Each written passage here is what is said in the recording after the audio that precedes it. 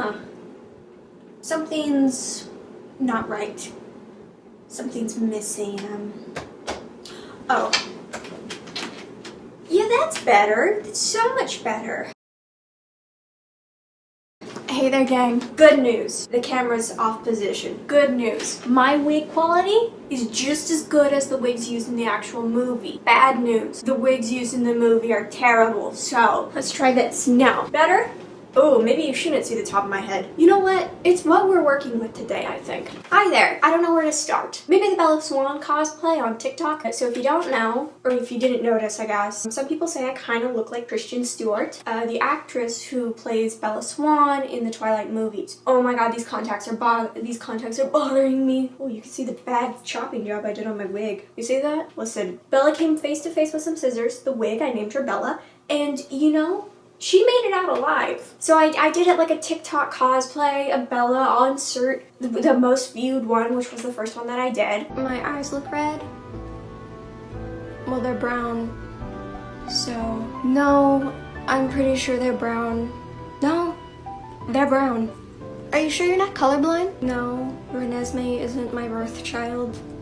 I'm 18. She's like 7. It doesn't really add up. I guess me and Edward did get married young or whatever. But the main thing about that is that Edward's actually from a military family.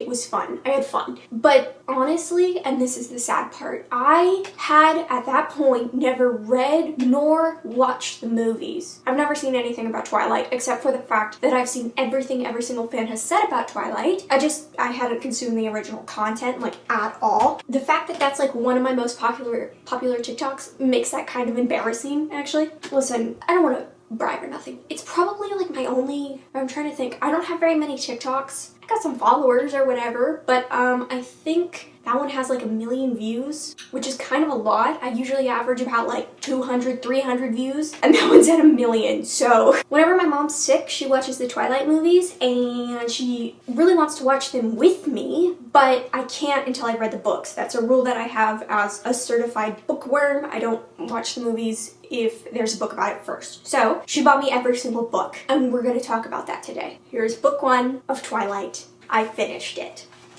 Let's discuss. Now, before I could read Twilight, I wanted to start off with Dracula. I was reading Bram Stoker's Dracula. My god, it took me so long to finish, but as soon as I finished it, and I mean same day, same hour, get back in there. Same day, same hour, I started Twilight. It's weird, I don't know how to like introduce videos very well, and again, I'm doing this without a script. I don't believe in them. However, I'm planning on doing a Teen Wolf video. That one doesn't have a script. It does have a list, a bullet point list of things I want to talk about. This video doesn't have that though, so you're gonna have to deal with my mumblings and stutterings and repeating myself a whole bunch. Anyways, Twilight. Going into this, I have a lot of preconceived notions about Twilight. You have to understand that when the book first came out, I was firmly in my tomboy phase, which meant that I hated these books. And I hated the movies, even though I'd never seen them, it didn't matter. They were my worst enemy. Twilight built up this reputation of being like just the worst, generally. So to say that I was prepared for the worst would be an understatement. I really was like prepared to go in and be like, how did this even get popular? What is this even about? You know, especially because the media that's been spawned off of Twilight isn't that good. So to say I was expecting the bare minimum would be a lie. I was expecting worse than the bare minimum. And honestly,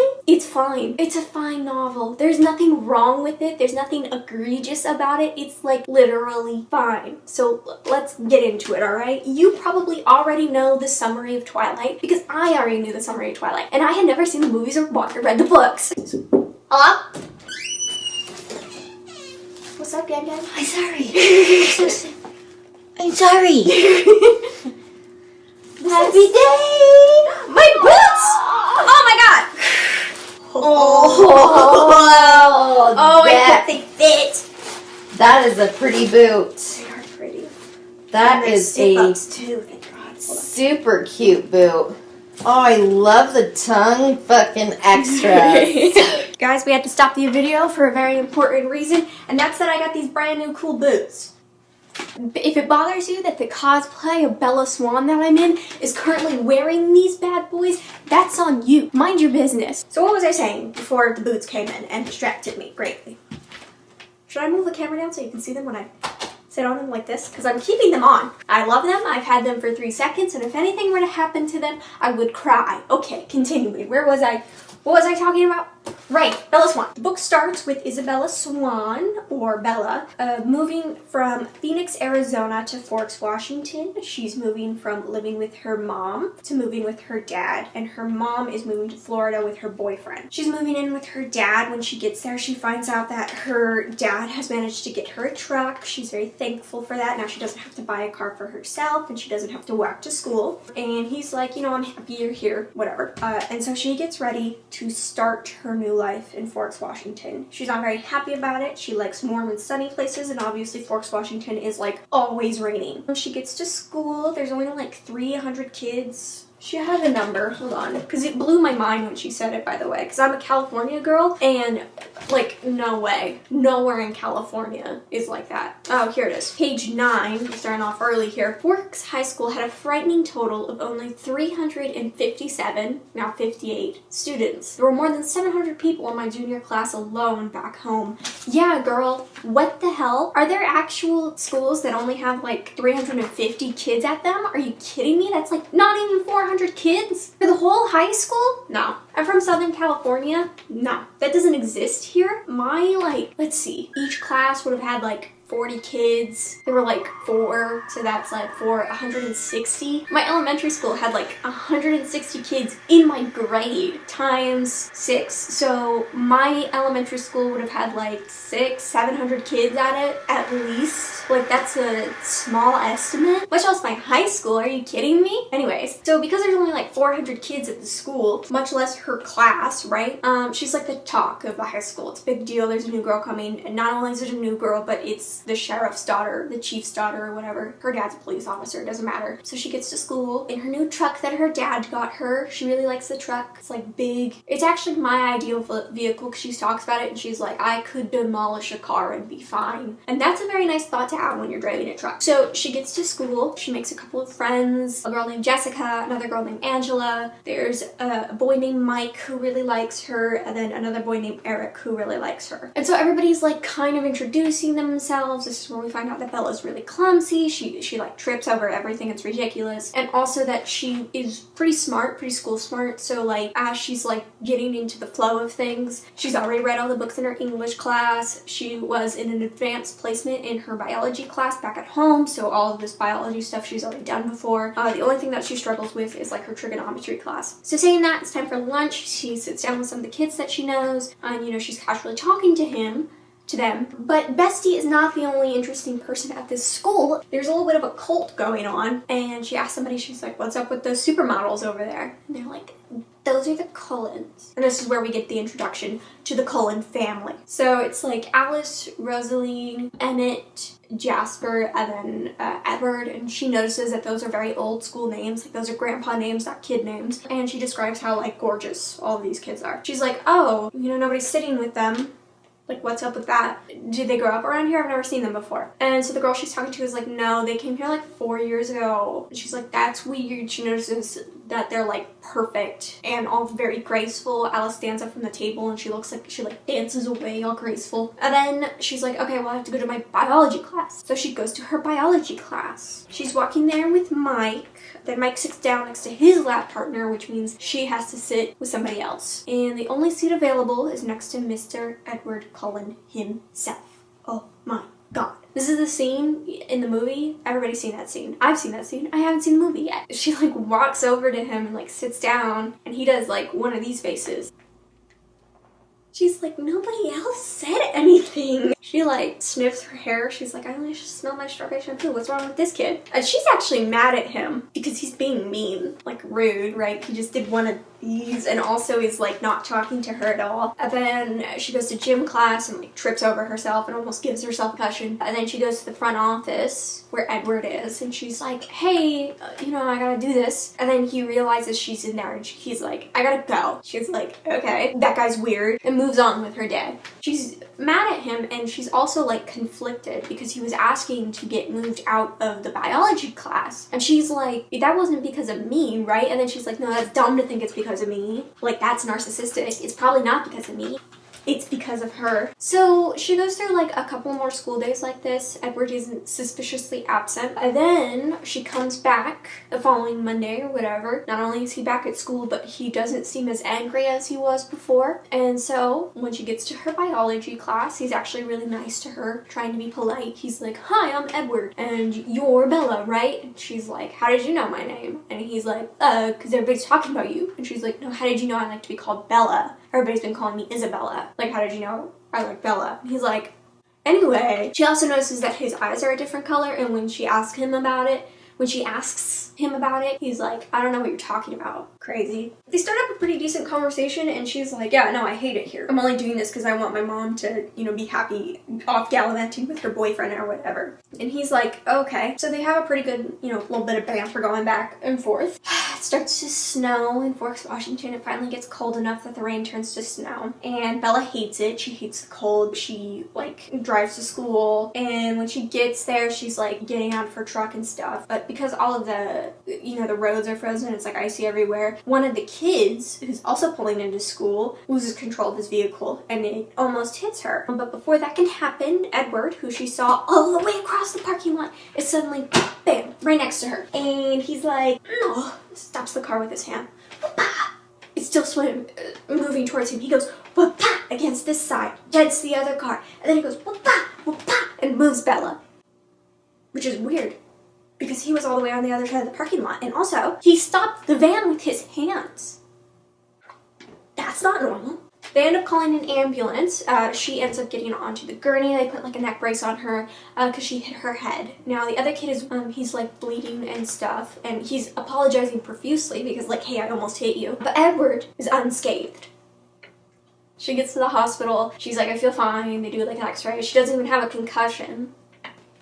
Okay. Again, the other kid is profusely apologizing, and she finally manages to get Edward by himself, just the two of them. And she's like, "No, I saw what you did. You were across the parking lot, and I know you were across the parking lot because Tyler, the kid who almost ran her over, is like, I didn't even see Edward there." And he's like, "No, I wasn't, Bella. Shut up." And she's like, "No, I saw you.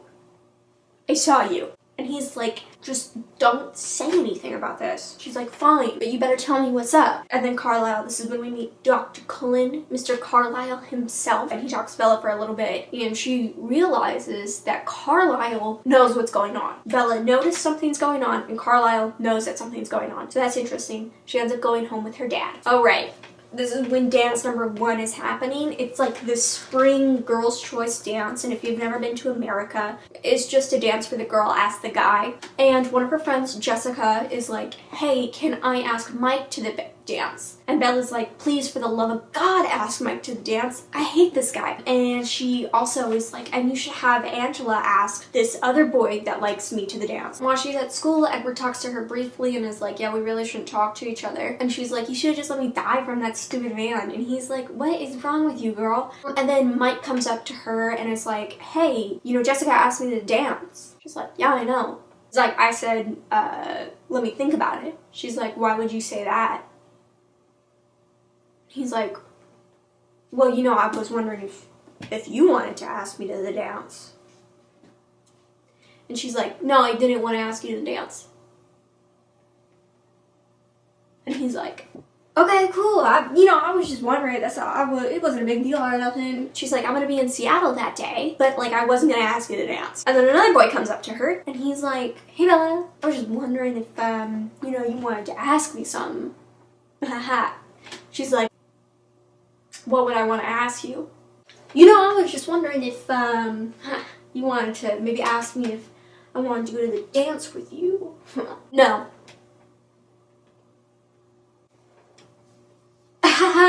I didn't really want to go anyways. She's brutal. And she's trying to get out of school, but Edward Cullen parks his car, causes a little bit of a traffic jam. This is when boy number 3, Tyler, the boy who almost ran her over, hops out of his car and runs up, and he's like, "Haha, Bella, I was just wondering when you were gonna ask me to go to the dance with you." Haha. She's like, "I wasn't gonna ask. So I don't know why you were waiting. It's so weird. Get a life." She looks up and it looks like Edward is laughing. And she's like, I'm gonna run your car over. Get out of my way. Next day at school, she gets to biology class. And Edward Cullen turns to her and is like, hey, I want to ask you a question. She's like, okay. He's like, you know, next Friday when the dance is? She's like, if you say another word, I'm gonna pop you in your mouth. He's like, will you let me finish? I was wondering if you wanted to ride to Seattle. Because he reads minds, remember? And we don't know that yet. She's like, you want to go with me? And he's like, yeah. And she's like, okay. So this is when they're like actually start kind of talking. Oh, this is also when she's like, what was with the pile up yesterday? Like, why'd you stop? And she's like, and he's like, I wanted to give Tyler a chance to ask you. And she's like, I'm gonna kill you. And he's like, nah. They have a little bit of banter, actually. You know, it's lunchtime, 1 second. I forgot I was wearing my boots and I almost tripped and died on my way over to my phone. They have a little bit of banter, you know, back and forth. He's finally like, yeah, you know, I will be your friend. She was like, I thought you didn't want to be my friend. And he's like, no, I said it would be better if we weren't friends, not that I didn't want to be. And she's like, you are one cryptic motherfucker. And he is like, yeah, I know. So they're besties now. Next biology class, he isn't there, but he does talk to her for a little bit at lunch. She's like, what's up? Everybody's shocked and appalled because this is Bella Swan sitting with Edward Cullen. What are we, in a parallel universe? What's going on? And so they talk for a little bit, and then she's like, we gotta go to biology class. And Edward's like, I'm not going to biology class. And she's like, okay. And so she goes to biology class. It's blood type day. You know, you prick your finger and figure out what blood type you are. And she faints. Apparently she's not good with blood. This is the first time we figured that out. They go to the nurse's office, and Edward's like, I'll take care of her, and then takes her home. One of the kids was planning a beach trip, Mike, and so they go down to the beach. And Bella's like kind of excited because at least it will be sunny, but she's also like, beaches should be hot and dry, not cold and wet. This is stupid. Really does hate Washington. She talks about it like for the first half of the book. She goes there, she meets this kid named Jacob Black. He'll be more important in later books, but for right now he's just like a 14, 15-year-old kid who she talks to for a little bit. And he's like, yeah, you know, there's this old legend about like the cold ones and werewolves and vampires. What is important to remember though is that Stephanie Meyer stole this story from an actual native tribe and then also got this story wrong, and then also took all the profits from it and didn't then give them any profits for their stories. That's the important part to remember. Anyways, Quileates, real tribe. So if you are going to read Twilight, make sure you donate to the Quileate tribe. Anyways, so he tells her this story and she's like, oh my god, Edward's a vampire. But she doesn't actually kind of want to say that because that sounds stupid. And then she goes dress shopping with Jessica and Angela because they're going to the girls' choice dance, right? So they go shopping and she's being like a good friend. She's like, oh, you should wear this dress, not this dress. Or, oh, you should wear this dress or these shoes, you know? And then she's like, hey, I'm gonna go book shopping. I'll meet up with you guys. And so she's kind of trying to walk around to find a bookshop, but the one that she finds is kind of like a spiritual one, and she's just like, that's not what I'm looking for. She sees that this group of guys is following her. She's like, okay, maybe they're not following me. Let me just get out of their way. So she moves, and then she keeps walking. She realizes it's getting darker, and then she finds out that the group has separated and like half of them are following her, and she's like, this is scary, let me try getting back to where the girls are, which is in the more main area of the town. And then she sees that the other half of the guys are like blocking that way, and she's like, oh crap. And so she continues to walk around kind of where they're herding her to, and they herd her to like a dead end. She's like, crap. And so she's like, I'm gonna have to like try and fight my way out of this. I can't run away. I'm clumsy. I'm gonna trip and fall, and then they're gonna be able to get me. So like she's trying to remember self-defense when a Volvo, which is Everett's car, pulls up, and he's like, get in the car. And she's like, okay. She's like, thanks for saving me. And he's like, what were you thinking about? And she was like, how to defend myself. And she's like, he's like, why didn't you think about running away? And she's like, I would trip. What are you talking about? So they get back to the girls, and they have finished eating, and they're like, hey Edward, what are you doing here? And Edward's like, you know, Jessica, I can take Bella home. You guys go ahead. I'll have dinner with her. And they're like, okay, Edward Cullen, who doesn't talk to anybody at school, have fun, Bella. So they leave. So she talks to Edward for a little bit in the restaurant. This is when she's like, you know, I think you can read minds. And he's like, maybe I can do that. And she's like, okay. Are there limits to that? And he's like, I can't read your mind. And she's like, okay, Thank God. So they talk for a little bit over some like mushroom risotto or something. And then he drives her back home. And this is when she's like, I think this is when she confronts him about the whole vampire thing. Oh, right. This is when the line comes up. They're actually in the car when this happens. But in the movies, I knew that it happens in like the forest where she's like, how old are you? He's like 17. She's like, and how long have you been 17 for, sir? And he's like, a little bit more than a couple of years. And she's like, so you're a vampire? And he's like, yeah. Is that also not in the thing where she's like, I know what you are? Instead, she's like, you know, I have an idea about what I think is going on. Think it might be vampires? And he's like, yeah, you got it, one girl. Oh, and she also is like, and I can tell when you're hungry or not because your eyes change color. And he's like, dang, you are observant.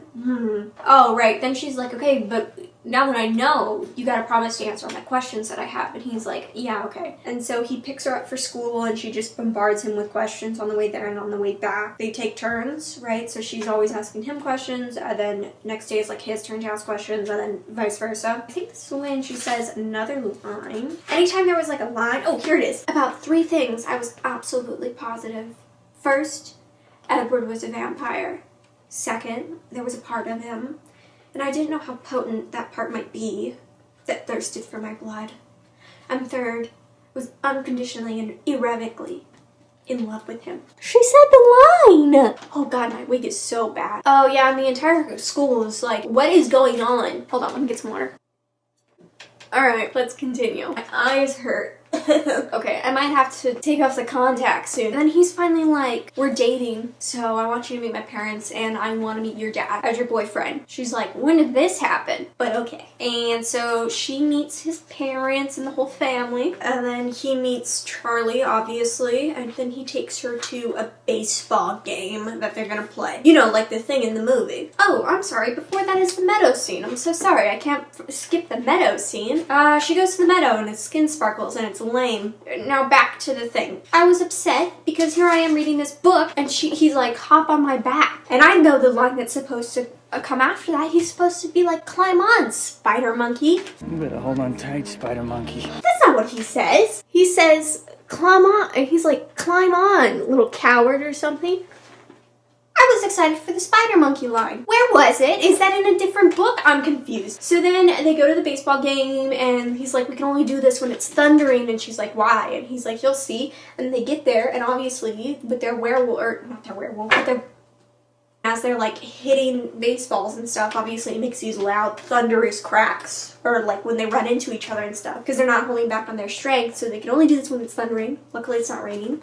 When all of a sudden these 3 other vampires come by, and this is when she notices that their eyes are different than the usual eyes that she's come to associate with vampires. Okay, so instead of it being like a golden color, it's a deep burgundy, almost like my contacts that I have in right now. It's a deep burgundy. Oh, you can see my mannequin now. Did all I have to do was zoom out? Oh, but now I'm so far away. Okay, come back. Okay, I'll fix the framing on this one day. I'll have a great setup. Everybody will be so jealous. How do I describe this? Everybody is really nervous. And this is like the first time that Bella's like really afraid of vampires. In like the whole book, right? Because Edward's not gonna eat her, obviously, and neither is anybody in Edward's family. So this is like the first time she's really nervous. Oh, I'm gonna need to put in eye drops or something. I'll be right back. We're at the titular moment of the book, by the way. So, 1 second. I'm back this time with eye drops and we'll see how long these contacts last before I take them out. Okay, anyways, where was I? Oh, right, the baseball game. 3 vampires walk up. One of them's name is like Veronica. There's a James and then a Laurent. So they're all chilling when all of a sudden like the wind blows. Bella's hair goes whoosh, whoosh, whoosh. And so her scent carries over and they're like, dog, you know you got a human in the mist right there. And they're like, she's with us. And they're like, you know she's a human, right? And they're like, they're with us. And then they spread out real quick, like, but not before one of the vampires, James, is like, taste the human. And Edward's like, "Bruh, stay back." And then they separate real quick, like, and Edward's like, I was reading his mind the whole time. By the way, Edward can read minds. We already knew that, though. Oh, also, we learned that Alice can, like, tell the future. Anyways, not important. Well, I mean, it is important, but... So Edward's like, yeah, he's a tracker, and he wants to eat Bella, so we gotta get her out of Dodge. And Bella's like, I gotta tell my dad that I'm leaving first, so that you guys, you know, don't get hunted down by the FBI, because my dad will tell somebody that I was last seen with you guys. So they do that. They get Bella out of Dodge, not before talking to Laurent very quick, and he's like, you know, your way of life interests me. You guys don't eat people, that's interesting. I might go up to that Alaska town, but I'm not gonna help you with the whole Bella situation. No hard feelings or nothing, you know, it's just, I don't feel like doing that right now. So good luck. Maybe I'll meet you again, maybe I won't. Yeah, I'm gonna leave that for you guys to figure out. Have fun, and he like leaves. The redheaded girl Veronica is helping James hunt her though. She says something mean to her dad that's supposed to be reminiscent of what her mom said. Alice and Jasper drive her to like Phoenix, Arizona. While doing that, the other vampires like Carlisle, Emmett, and Edward are trying to hunt down the tracker James, where Esme is keeping an eye on Charlie. Contact's really bothering me. I'm gonna try and finish the story before I take them out. So sorry, Bella might have some blue eyes in a minute. They get to, you know, Phoenix. They're staying in a hotel trying to stay away from this evil vampire, when all of a sudden Bella gets a call from who she thinks is her mother, because she called her mom and was like, hey, don't go home yet. So she gets a call. Her mom sounds worried, and then James is like, I got your mama. Better come see me before things get sour over here. So she devises a plan to quickly run away from Alice and Jasper. She writes a note to Edward where she's like, sorry, I think my mom's in trouble, I gotta go. And when she gets there, she finds out that her mom actually isn't in trouble. He just happened to find some old VHS tapes of a family vacation trip or something. And so then she's like, oh, this was for nothing. We get a little bit of a backstory on Alice right here, because beforehand they were like, yeah, she has no memories of nothing. And then this vampire James is like, yeah, she used to be in an asylum because she had visions of the future, whatever. And then he bites Bella and like shoves her down, so, and her leg gets broken. He's gonna like eat her. But then all of a sudden there's Edward and Carlisle and Jasper and Emmett and everybody and their brother, and she's like, I'm so sorry, I can't believe I fell for it, you know, I'm sorry, I just had to make sure my mom was okay. And he's like, no, it's fine. And then she's like, oh, by the way, my hand feels like it's on fire. And they're like, oh my god, you've got venom in your system, girl. And she's like, no. Edward sucks the venom out of her. He manages to stop himself from eating her, which is really nice of him. And then she goes to the hospital, and they're like, yeah, she fell down a flight of stairs out a window. And because Bella's so clumsy, everybody believes this. Her mom comes in and is like, okay, we're going to Florida, right? And she's like, no, Mom, I want to stay in Forks, Washington. And her mom was like, because of the boy? And she's like, maybe a little bit because of the boy. So Bella chooses to stay in Forks, Washington, and that is the end of the main story. But there's a cute little epilogue at the end where like Alice and Edward get her all dressed up for prom, and she doesn't know where she's going. And then they're like, we're at prom. And she's like, why would I want to go to prom? And he's like, because you're a human. Now get on the dance floor, we're dancing. And then they have a moment where she's like, you should turn me into a vampire. And he's like, no. And that's the end of the book. I'm gonna take out my contacts now. Hey, I'm back. Sorry, Bella's got blue eyes now because her contacts were bothering her. Okay, where were we? Right, we finished the story. And that's the story of Twilight. And when I say I was expecting the worst, I was expecting so much worse. Like, it's a little bit boring, mind you, and like everything happens at like this much of the end, so this is where all the action is. But it's a romance novel, so that's to be expected that, you know, we're going to spend the majority of the time focusing on our two main characters, which are Bella and Edward, and that's what we do. Saying that, I don't even have any qualms with the romance. Like, it's fine. I was expecting so much worse. And like, it's fine. I've read worse books than this by like a long shot. This is pretty firmly at like a decent YA romance novel that is like an urban fantasy. Like, it's fine, honestly. So let me talk about the things that I didn't like. It wasn't as boring as I thought it was going to be. There's only a couple of parts where you're really bored. Number one, vampires don't sparkle. I'll never get over that. I'm sorry. I can't get over it. I've tried. I've accepted many things about Twilight. I will never accept the fact that they sparkle like diamonds. I would have preferred if Bella was older. She acts like a young adult in a lot of ways, so she cooks for her dad, she does the grocery shopping, she does her own laundry, she drives herself, you know, to school and back, so Charlie isn't super involved in her life, which is fine, except that it seems that way was the same for her mom, too. So it's weird almost how much Bella acts like an adult in the book. So I don't know why she wasn't just like a 20-year-old in community college. Like, I think that would have been fine. And also, it would have cleared up a bunch of people complaining about how Edward's like technically 117 and not just 17 years old. Oh, Stephenie Meyer's writing is like clunky. It's her first book, so that's to be expected. But there's like sometimes sentences and stuff are a little bit difficult to understand because she has a lot of adjectives that don't explain anything. She uses a lot of ands. It's just a lot of clunky sentences, which can make it kind of difficult to understand what she's saying. Hi there, it's me, editing Kaylee. How are you enjoying the video? Glad to hear it. I forgot to mention that Stephenie Meyer also wrote this line, which I think is actually illegal. It's actually illegal, and she should probably go to jail for writing it, and I believe that with my entire heart. I am now going to read the line to you, and you can also decide what you think her punishment should be. This is on page 152. It had been a while since I had had a girls' night out, and the estrogen rush was invigorating. I do think that that's corporal punishment, so just keep that in mind. Also, I hope you're enjoying the little quotes I'm doing right here. That's taking me like 30 minutes, so hope it's worth it. But the story gets across fine, the lore is fine, like everything about it is fine. I mean, the lore is fine because she stole it from a native tribe, so, you know, there's that. It's fine. Sometimes it's really hard when things are just mid to like classify what you did and didn't like about them, but I'm gonna go ahead and talk about everything else. Everything in it is pretty mid.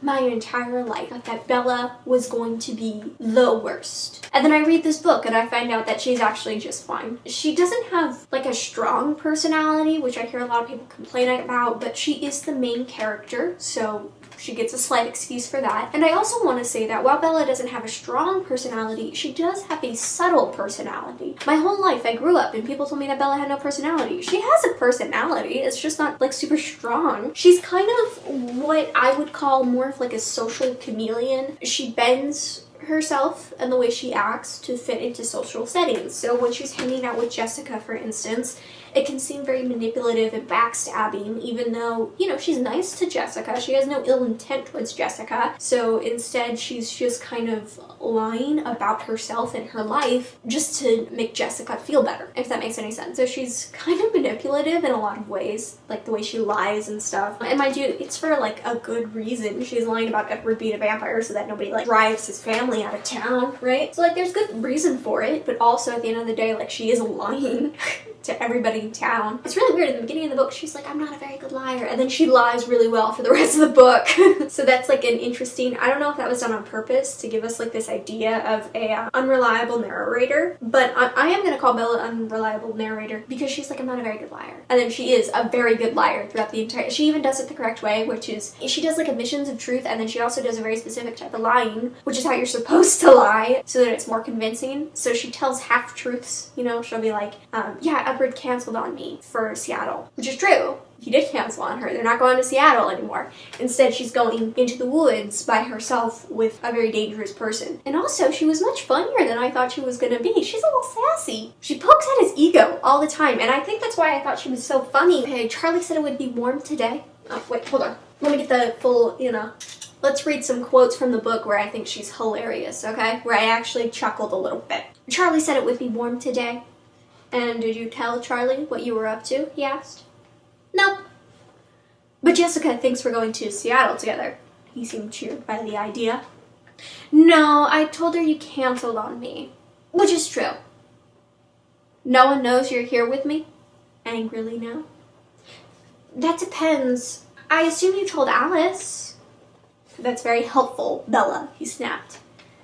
I pretended I didn't hear that. So she pokes at his ego all the time because he's always like, I am this big, scary, evil monster who wants to drink your blood specifically. And she's like, really?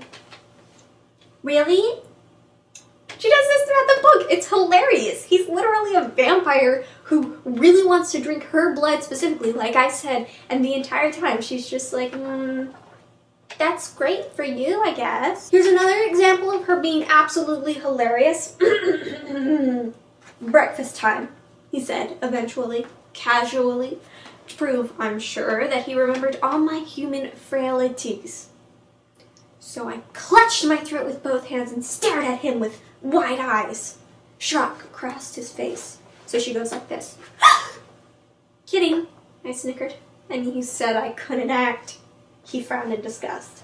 That wasn't funny. She acts like he's gonna eat her. That's so funny. She's hilarious. I like Bella in the book. Like I said, so her personality's subtle, and I think this was done on purpose because, like, you end up adding a lot more personality to her as you read. You add a little bit of yourself. That's the point of this main character, especially because it's written in first person.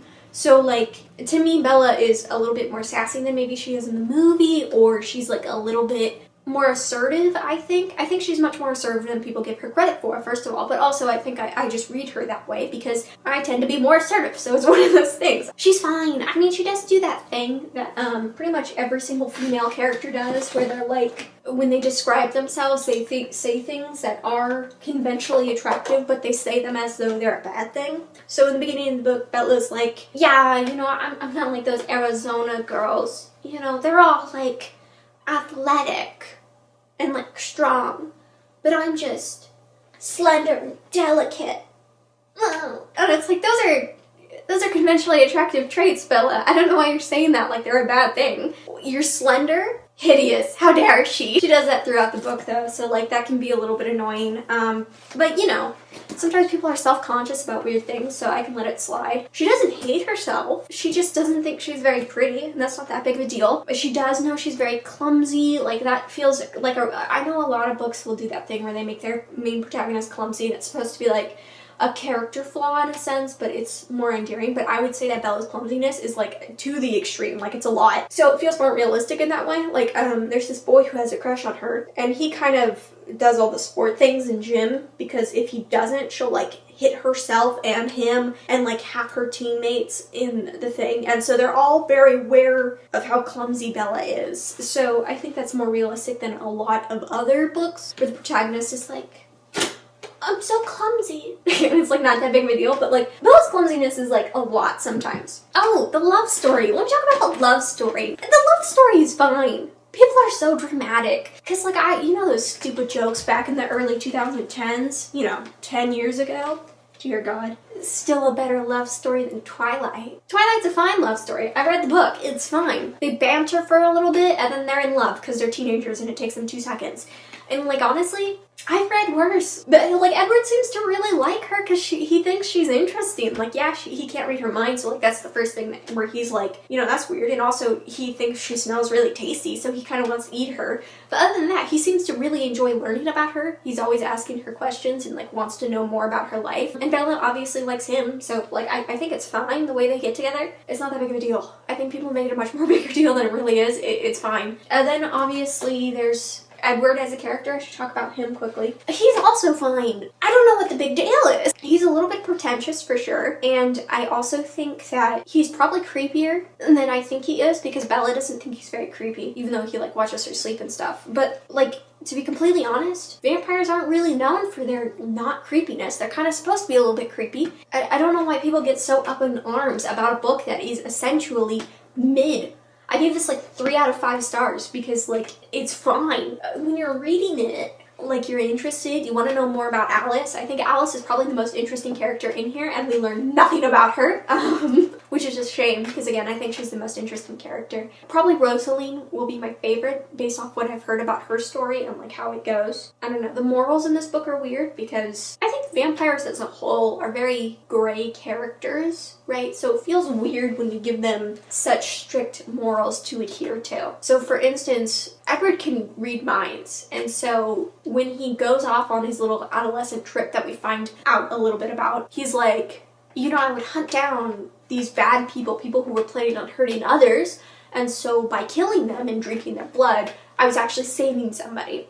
But the human toll of life, the human life toll, it catches up to you. And I'm like, doesn't it? You're supposed to be a vampire. Like, vampires are supposed to be like pretty morally gray characters who are able to kind of get over themselves as need be. I don't know, especially switching from like Dracula, where Homedog has no morals at all, to Twilight. It's a weird switch, especially because Bella is so morally gray. She's like, no, like that makes sense. I don't know why you're being such a big baby about it. Like, she's like, yeah, you ate people. If you're not eating meat, I don't know why that should concern me. Like, anyways, oh god, this wig is so bad. Oh well. Oh, also my hair is starting to stick out. Great. So Bella's the most morally gray character in the book, which is so weird when we have a book full of vampires. So something else that I think is very interesting is that, okay, so, like, I don't think Carlisle is a bad person. However, with the morals given in this book, he should be a bad person. Killing people is seen as bad. Making vampires is seen as bad. Being a vampire is seen as inherently a bad thing. But Carlisle turns Edward into a vampire because he's lonely, which is a very human emotion. I completely understand that. But given the rules of the book given to us, like, Edward thinks he's a monster. Carlisle turned him into the thing he despises. Like, he's the bad guy. Which is why it's so weird, the morals, and they keep flip-flopping. They're really, like, extreme until they're not extreme. I don't know, the morals in this book are weird, like I said. And obviously, I don't want to be, like, religionist or anything, but I might be inclined to blame that on a certain author's certain Mormon tendencies. Anyways, we don't actually get to know a lot about the other characters, which I said is fine. It's a romance. Like, you really only are supposed to care about 2 characters in romance. Unless it's like a love triangle, then of course you want to care about the 3rd lead, but we aren't at the love triangle yet, so it doesn't matter that all I care about are, it doesn't matter that that's all we learn about, right? That was a bad cut I made right there. Oof. Oh, and here's something else. I've seen this this girl on TikTok, she talks about it all the time, about how Renee is like a terrible parent. And reading it is so weird because it's there. Bella is worried about her mom because she's not sure if her mom will be able to take care of herself. In fact, she's pretty certain that it's going to be Phil, her mother's boyfriend, who's going to be taking care of, like, everything. She's like, oh, who's going to make sure that the electricity bill is paid?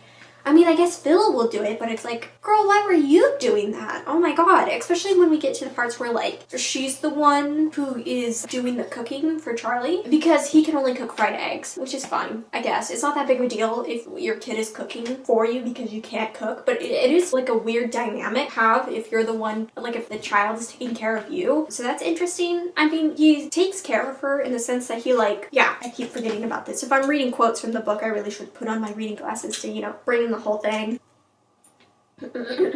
Charlie had gotten up, who knows how early, to put snow chains on my truck. My throat suddenly felt tight. I wasn't used to being taken care of, and Charlie's unspoken concern caught me by surprise.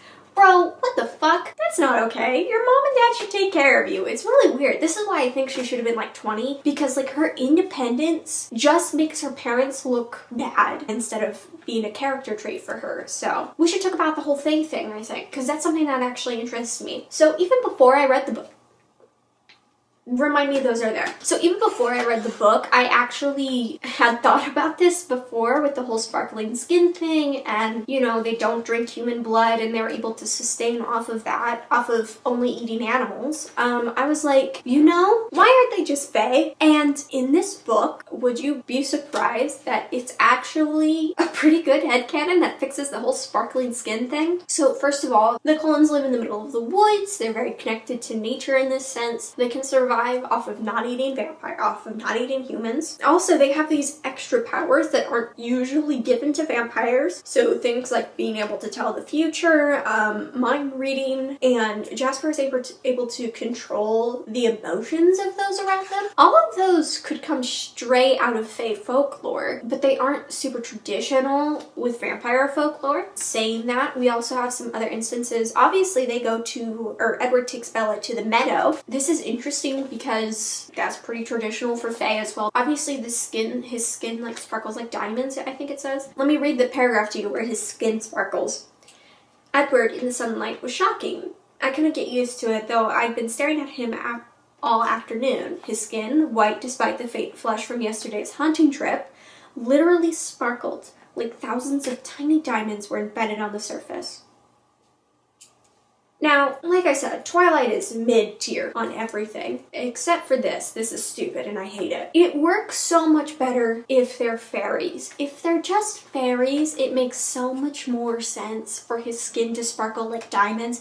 I'm pretty sure there is a type of fae that does that even. There's also the way his like scent is described as like to draw her in, to draw prey in, right? So here it is.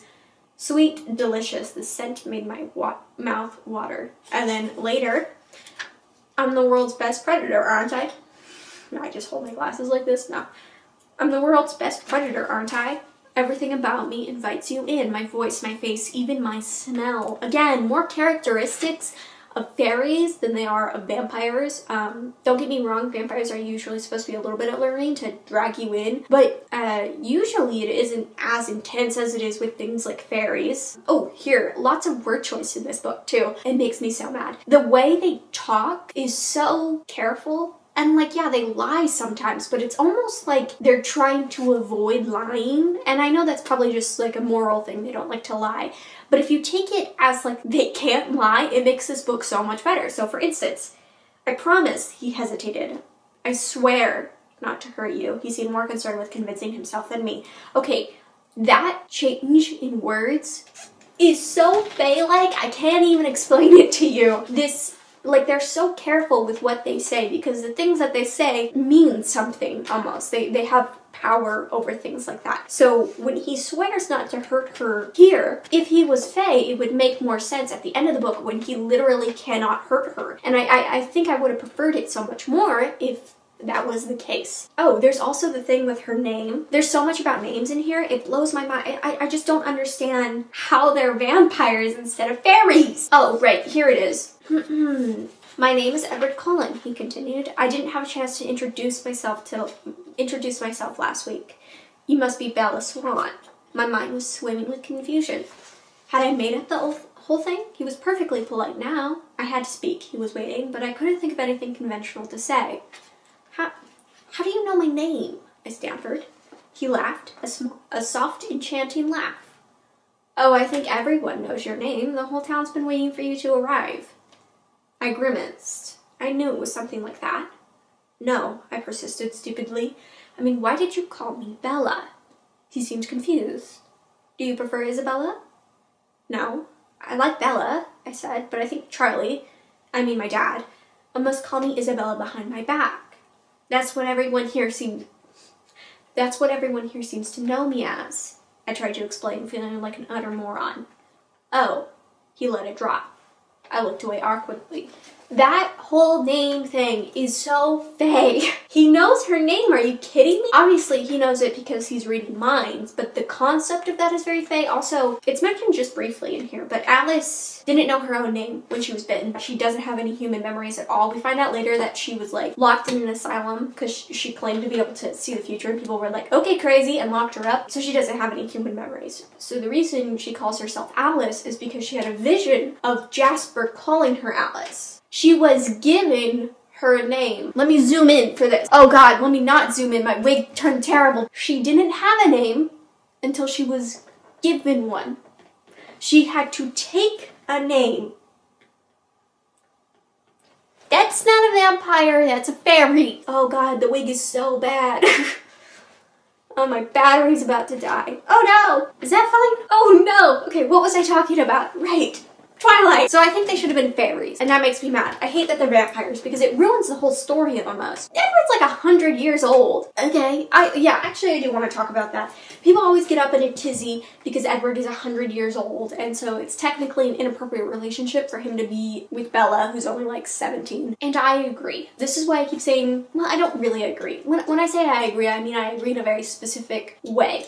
So Bella is very mature, and so because of that, I think she should have just been made a 20-year-old or like 25 or something because it fits her character better. I think people get up in arms about situations that are never gonna happen. No 17-year-old is gonna end up dating a 117-year-old vampire because they saw it in Twilight. Surprise! Vampires don't exist. I'm sorry to be the one to tell you that. So, like, that doesn't bother me. I don't think it's setting a bad example, but I do think that given how mature Bella is and how much she does, I think that sets a worse example. And it's very subtle, like I said, she's so mature it makes her parents bad. That's what I said earlier. And that's true, which is why I would have wanted her to be older. But I find it so weird when people are always like, it's a bad example. And I'm like, bro, Do you think 17-year-olds are running into 117-year-old vampires often? Like, I don't think it matters. However, that's something that Stephenie Meyer does often. I think in her book, The Host, she has a relationship of like an 18-year-old and a 25-year-old, and then like a 17, 16-year-old and like a 25-year-old, and like that's weird. So I don't think it's a problem in Twilight necessarily, but I do think it sets up a bad precedent for the rest of her novels. Oh, can we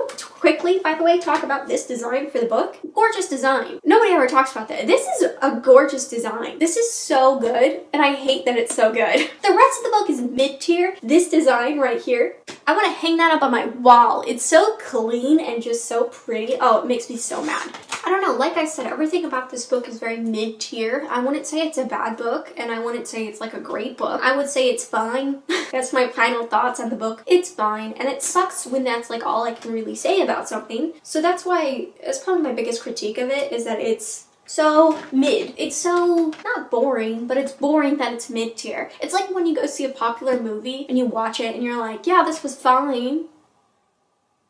That's, I think, the biggest problem with Twilight, is that it's fine, which is so weird. I almost wish it was bad so that I had something to talk about. Or at the very least, I could understand why so many people lost their minds about it. Because, like, in the sense of teenage girl readers and their mom readers, I think this is probably, I get why some people get fanatic about some things, about liking it. You know, I have liked my fair share of trash books and television, okay? Have you watched Pretty Little Liars? That TV show sucks by every single standard imaginable, but I love it. And I don't think anybody who was reading it at the time thought it was the next new piece of literature. I think they enjoyed the romance and they liked the characters, and there's nothing wrong with that. Like I said, it's a mid-tier book. I doubt anybody was like, this is better than everything ever. They were probably like, this is really good, it's one of my favorite books. And to that I would say that's a fine statement to have, because half of it's opinion and the other half is just truth. It's a fine book, it's good. Like, the amount of hate it got is so weird to me when you actually read the story, because I can't find anything to despise about it. It's all just fine. I also think it's so weird. I don't know, I think it's part of the reason that, like, The Hunger Games came out at about the same time, which it's unfair to compare The Hunger Games to Twilight for both books. Mainly because I think Twilight, or The Hunger Games, is an excellent novel. It's amazingly well written. So to compare it to, like, you know, a teen romance book that's like pretty okay, does a disservice to both of them. Not to mention that the characters are facing two very separate things. So I think that was part of the problem, was that Katniss Everdeen was like fighting for her life and also for like the sake of the world, and like she was preoccupied, so she couldn't really be romantic. Whereas Bella is like a teenage girl who goes to high school. Like, it's fine that she's not super charismatic or strong. She doesn't need to be. So sometimes I wonder if, I don't know, it feels weird how much people hated Bella, because at the end of the day, like, there's nothing wrong with her. Like, she's fine. She might be a little bit boring if you're reading it, but like I don't even think she's that boring. I think she's fine. She has some like pretty solid personality traits, and the rest of it is pretty subtle, but it's there. And so to me, it feels weird how much people hated her, because she's just like a normal teenage girl. And so you have to ask yourself if maybe the reason people hated her is because she was a teenage girl. And to be completely honest, I think that's the reason, which kind of sucks. And like I said, she's getting compared to characters like, you know, Katniss Everdeen. That's not fair. Katniss is doing a lot of stuff. She doesn't need to worry about, you know, being interesting. Oh, people also were like, she's stupid. She tries to save her mom. Like, she doesn't have to be the smartest character in the world. Like, it's not her job to be, first of all. But second of all, she's pretty intelligent, I think. I mean, she's fine. This is what I mean. It's weird to have to, like, it's so weird trying to, like, talk about this book, because there are so many strong opinions about it. And, like, I can't tell you that she's the most intelligent character I've ever read, because she's not. But she's not, like, dumber than a sack of rocks. She figures things out. She figures out that Edward's a vampire. She figures out what that means. And it's, like, it's fine. I don't know what to tell. Like, I can't defend it to, like, the hardest degree. I'm sure I'll find more things wrong in the other books, but Twilight by itself, the first book, is honestly not that big of a deal. I don't know, this was all over the place. I'm trying to think if there was anything else I really wanted to talk about. There were a lot of things that were trying to get on that Twilight hype when it came out, okay? And when the movies came out, and it was everywhere. And one of those things that I watched was the Vampire Diaries, and I was always like, this is so much better than Twilight. And I would say that that probably probably isn't true. I'd say they're probably the same. Twilight might be better because it actually had an ending in mind, whereas the Vampire Diaries was just on forever and was bad television. Saying that, however, I want to mention that I think the Vampire Diaries understood vampires better, whereas Twilight is just a better story if it was about fairies. And I think that's my final statement, is that it should have been about fairies. And I don't know why Stephanie Meyer wrote about vampires, especially if it, like, it doesn't hold any of the vampire lore. Why call them vampires? I don't get it. Everything else about it was fine. I have no opinions, really. I mean, the diversity is lacking, so it's really weird when you read it because it doesn't feel real with diversity things. I know people are always like, oh, don't force diversity. And I'm of the opinion that if I read your book and at the end of the book, I'm like, it's kind of weird that there were no black people in this. Bad world building. The way I find easiest to explain, especially to people who are maybe hesitant to change, is that if you took 100 random people off of the earth and we're like, here's 100 people, the chances of every single one of them being pale, white, and straight are very unlikely. So when I read a book and you introduce me to over 100 characters, and every single one of them is pale, white, and straight, it's bad world building. It doesn't feel like a real place to me. And so that happens in Twilight. So everybody in there is white except for the couple of Native Americans that we meet from the Quileute tribe. I don't know, is there anything else that's kind of that I want to talk about? I don't think so. Like I said, I think it's just fine. I don't know, tell me what you guys think about Twilight, if you loved it, if you hated it. I want to know, I want to talk about it, especially now that we've gotten past this whole, like, everything that women like is bad. I'm glad we're past that, you know what I mean? Hopefully Teen Wolf video out soon, and I'll probably be talking about the second Twilight as soon as I finish it, because I finished this, like, today, as I'm filming this. I finished the last chapter today. So as soon as I finish the other one, I'll film the next one. So that's going to be exciting. I can't wait until I get to Edward's perspective. I'm probably going to save that for last because I'm actually really excited about that. I want to know what this weird vampire kid is thinking about, okay? And then I also have a couple of books that I'll be wanting to read too, so I'm excited about all of that.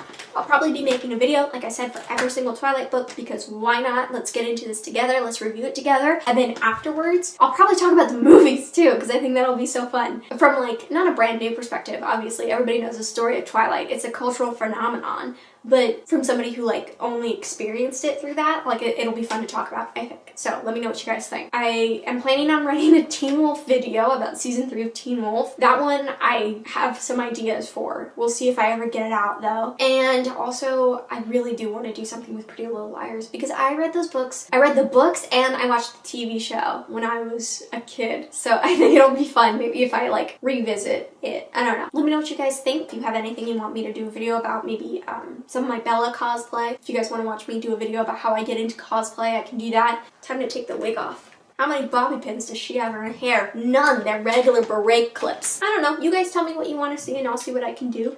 My brother has a gaming computer, so maybe I could play some video games or something. Alright, are you ready for bald, Kaylee J? Here's me bald, and here's me with my hair that's been underneath a wig cap. Alright, we're officially out of the Bella Swan cosplay. I need to dye my hair. That's embarrassing. Anyways, so thank you so much for watching. I'll probably put on the end screen some other videos you could watch if you want to. I recently did a video about Frankenstein, if you wanted to see me talk about that. I could also do a video on Dracula, because like I said, I finished it. So, let me know what you guys think. Let's talk about Twilight. Bye. Oh, my hair is a mess. I tried to do my makeup really light, so just my eyebrows are filled in, and I have some mascara on and a little bit of a lip tint. In case anybody was wondering what I'm wearing, the ends of my eyebrows are shaved if you didn't know. You can see it on my TikTok. Bye! I am pointed right there. Can you see him? He's in a bed right next to my chair.